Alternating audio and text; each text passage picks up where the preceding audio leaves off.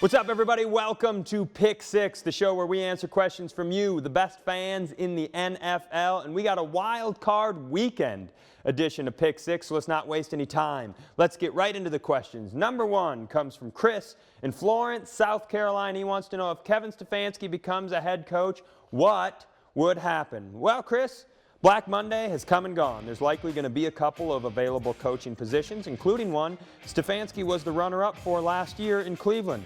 But here's the reality of the NFL. When you have good assistant coaches, they eventually become head coaches, and that is something you have to prepare for.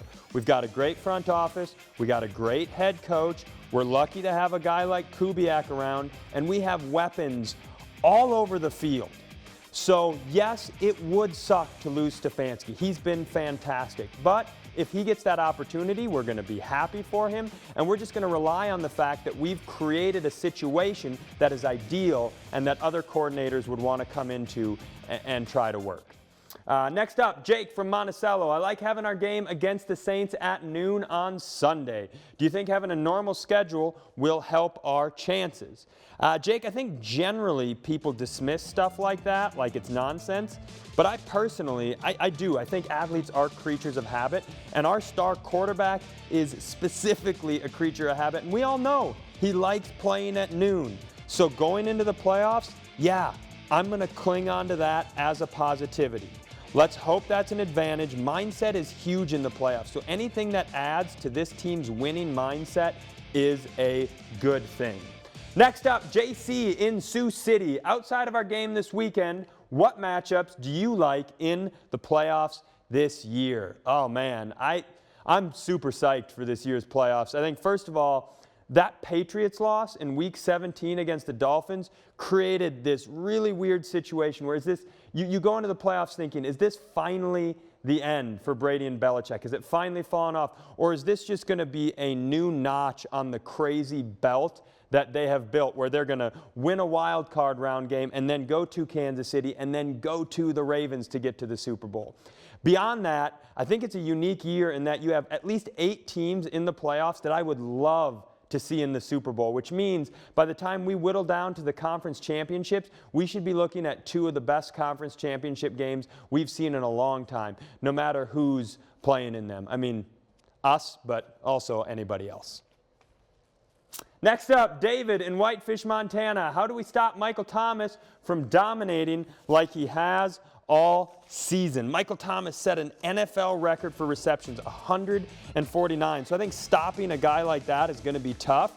But coolest answer of all time would be a throwback performance from Xavier Rhodes, the guy who in the past has shut him down in the Minneapolis Miracle game, has shut down monster receivers his entire career.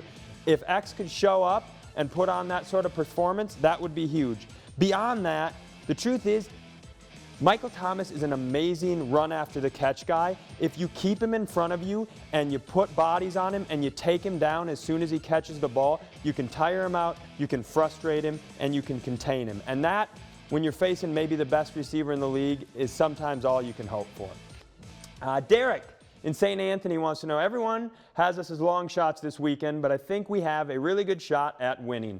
Am I missing something? I don't know that you're missing anything, Derek. I think the reality is we're going into one of the most difficult places to play in the NFL against a team that has an offense that plays incredible at home, Hall of Fame quarterback, all-star running back. I mean, they're just a monster of a team. So you have to expect that people are going to look at us as the underdogs. But me personally, I don't mind that.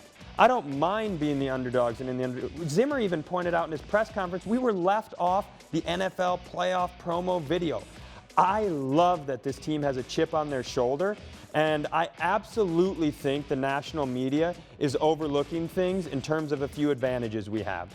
Dalvin Cook is going to be the best running back and the best player on the field, and we have the ability to put a devastating performance forward from the defensive line. So if we can control the tempo and pressure Drew Brees, I don't think this is going to go as easy for the Saints as maybe some people in the national media think it's going to.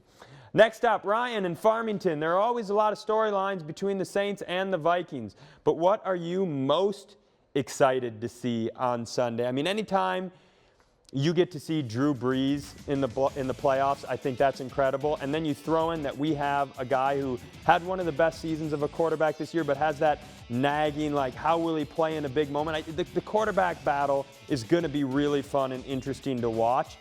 Beyond that, to me, I just think the fact that the Saints are playing the Vikings is fun all by itself. I mean, it's the tiebreaker. We've had 2 matchups, we're 1-1, both with crazy endings. The Favre pick back in '09 and then the Minnesota Miracle a couple of years ago. So I think it'll be fun to get out there and just see how that tiebreaker goes between the 2 teams. It's a week that Vikings fans, I think, should enjoy, and a matchup they should really look forward to. That's going to do it for us here on Pick 6. Remember, if you'd like to see one of your questions on this gigantic television screen, you can send your questions to Vikings.com, Pick 6, and we will see you guys next time.